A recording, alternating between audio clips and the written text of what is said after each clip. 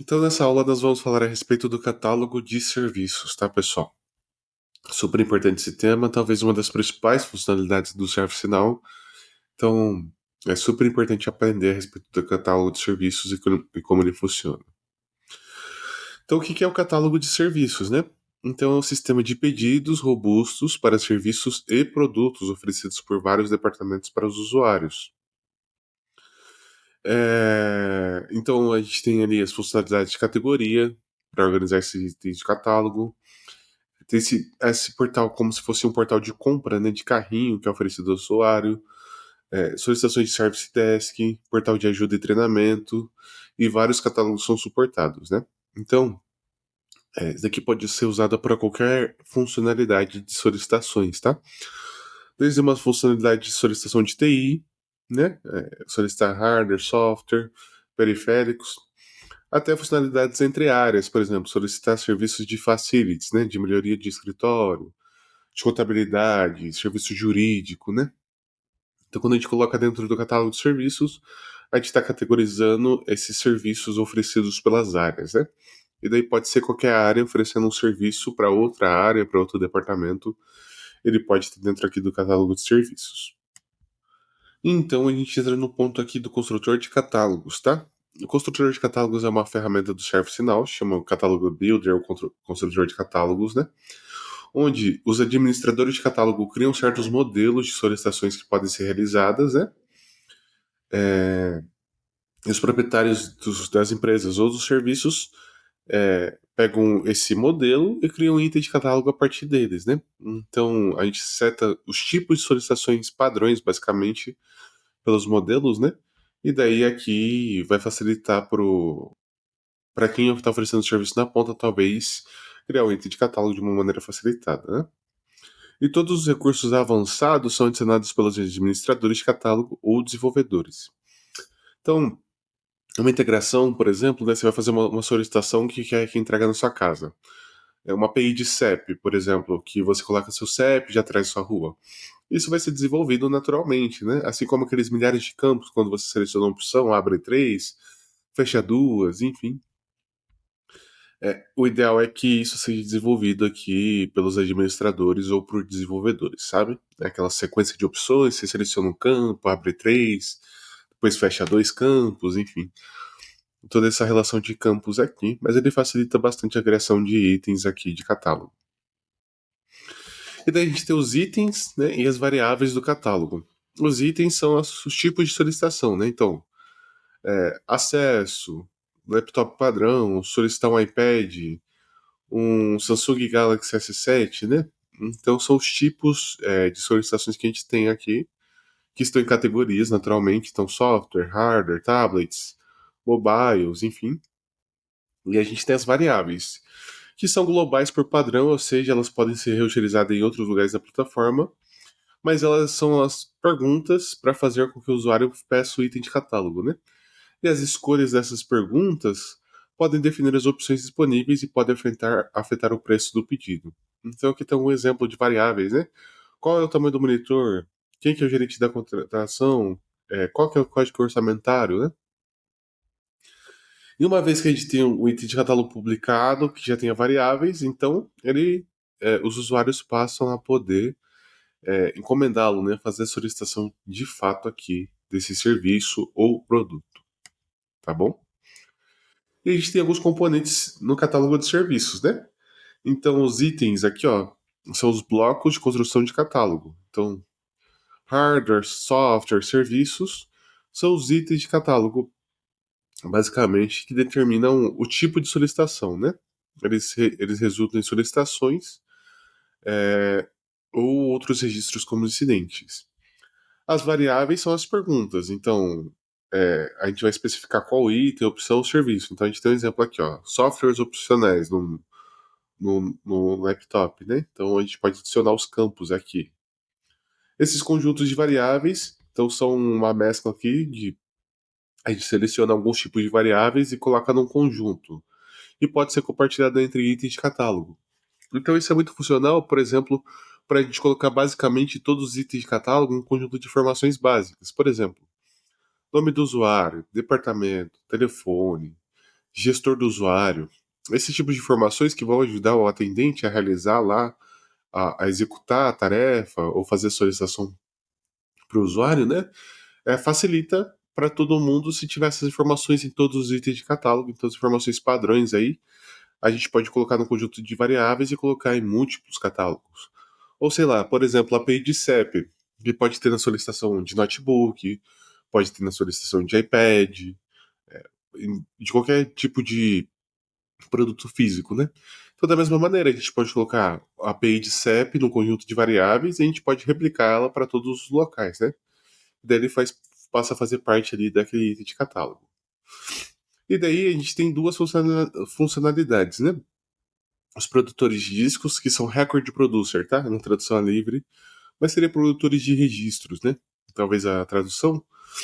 Então, a gente tem um tipo de solicitação que é padronizada, que ele abre numa única tabela, que chama SC Request, tá? Então, esse é um item de catálogo que a gente fala. Mas tem outras solicitações que ele abre em tabelas personalizadas. Então, a gente chama de Record Producer, tá? Por exemplo, incidente, né? Incidente reportado aqui por meio do Record Producer. A diferença na parte visual para o usuário deles é nenhuma, mas ao longo da parte prática eu vou explicar, né? Mas a diferença de back-end é gigante entre os dois aqui, basicamente, né? Mas vocês vão ver como funciona cada um deles. Então, gravem esses termos: Record Producer e item de catálogo, tá? São coisas diferentes aqui dentro da ferramenta. E depois a gente vai ter aqui o flow, né? Basicamente, que vai comunicar as etapas do processo e vai conduzir o cumprimento da solicitação, que pode ser uma aprovação, tarefas e assim por diante, né? Que a gente pode acompanhar. E aproveitando, entrando um pouquinho aqui no detalhe dos record producers, né? Os produtores de registros, né? Aparecem como formulários simplificados, permitindo que os usuários forneçam informações traduzidas em registros baseados em tarefas que estão sendo adicionados ou modificados no banco de dados. Então aqui a gente tem um registro de defeito, né?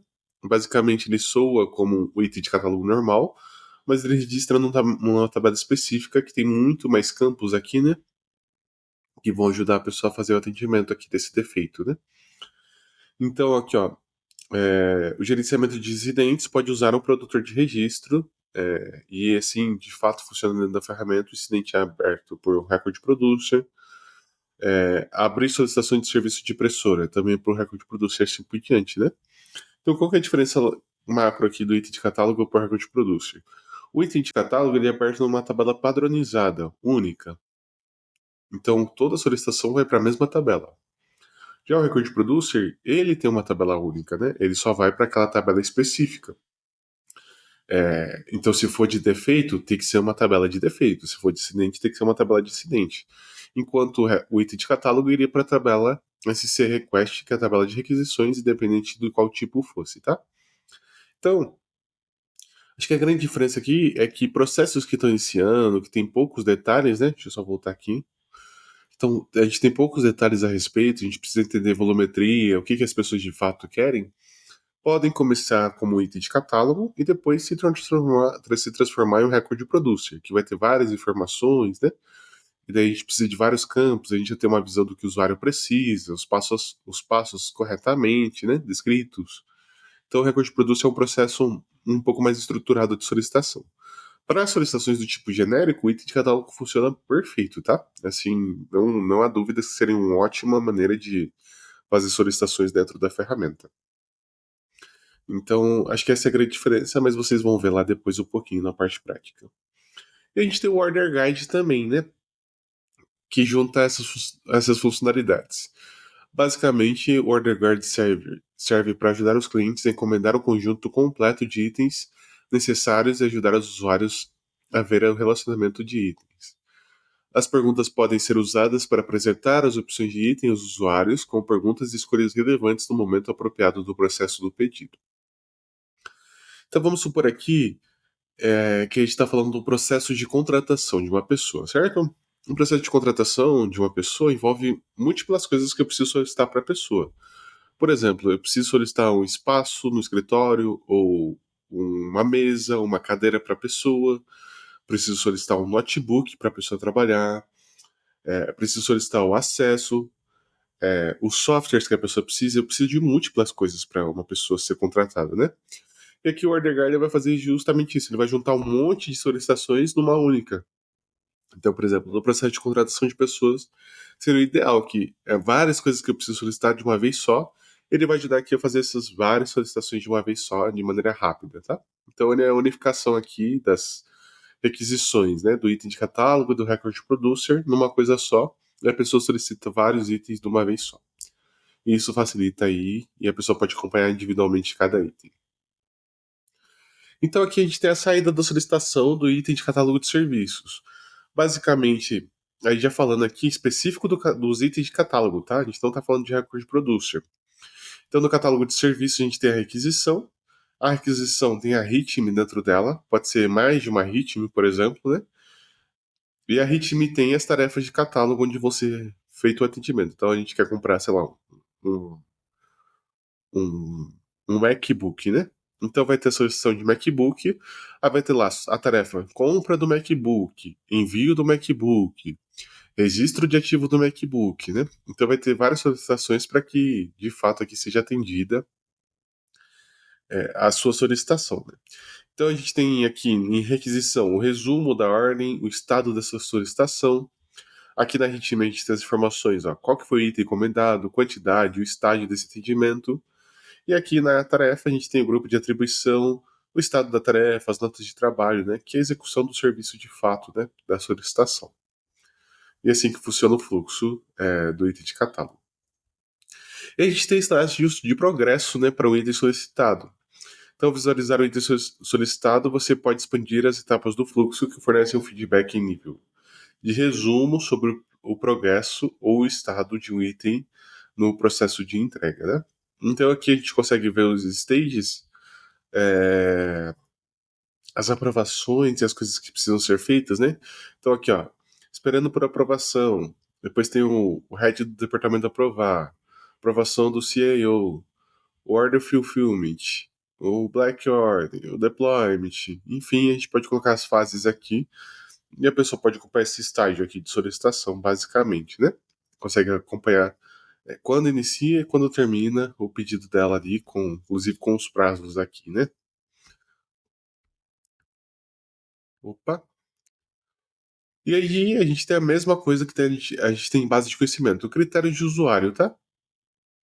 Então daí eu vou explicar, é exatamente a mesma coisa, a gente pode disponibilizar os critérios de usuário. Vou permitir que a gente disponibilize certos catálogos para pessoas ou não disponibilize para certas pessoas e pode ser usuários, grupos, roles, companhias, localizações, departamentos. Da mesma maneira que a base de conhecimento pode ser disponibilizada para pessoas, os itens de catálogo também pode ser disponibilizado para certas pessoas e para outras não, né? Então a gente consegue fazer esse controle por meio de critérios de usuário. É o recurso padrão e da ferramenta de disponibilização de acesso, né? E aqui a gente chega no fim, na parte teórica de itens de catálogos, vamos para a parte prática.